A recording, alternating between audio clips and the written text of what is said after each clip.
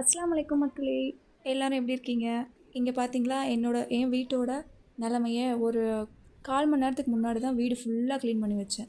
இந்த பசங்க சமைக்கிறேன் அப்படின்னு சொல்லிட்டு கிச்சனுக்கு போய் நின்னுட்டுருக்குதுங்க. என் பையன் "தோசை ஊத்துறேம்மா" அப்படின்னு சொல்லிட்டு, "நீ உட்காந்துட்டு இரு, நான் தோசை ஊத்திட்டு வரேன்" அப்படின்னு சொல்லி காஸ்டியூம் எல்லாம் சேஞ்ச் பண்ணிட்டு வந்தாரு சார் போயிட்டு.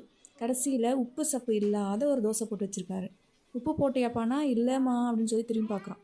அதுக்கப்புறமா சரி ஓகே அப்படின்னு சொல்லி உப்பு போடலாம் அப்படின்னு போனால், "இவ்வளோ உப்பு போதுமா?" அப்படின்னு என்கிட்ட கேட்குறான். "அதெல்லாம் பத்தாது, நான் வேணா போடுறேன்" அப்படின்னு சொல்லிட்டு நான் தான் போட்டேன் கடைசியில. போட்டுட்டு ஒரு வழியாக பசங்களுக்கெல்லாம் தோசை ஊற்றி கொடுத்தாச்சு. நான் மட்டும் சப்பாத்தி போட்டுக்கிட்டேன். ஒரு 2 நாளைக்கு முன்னாடி எடுத்து வச்ச சப்பாத்தி மாவு இருந்துச்சு. ஒரே ஒரு சப்பாத்தி. அதை நான் போட்டுக்கிட்டேன். எங்கள் வீட்டு இளவரசி பார்த்தீங்கன்னா, எனக்கு ஹெல்ப் பண்ணிட்டுருக்கா தண்ணி பிடிச்சிட்டு.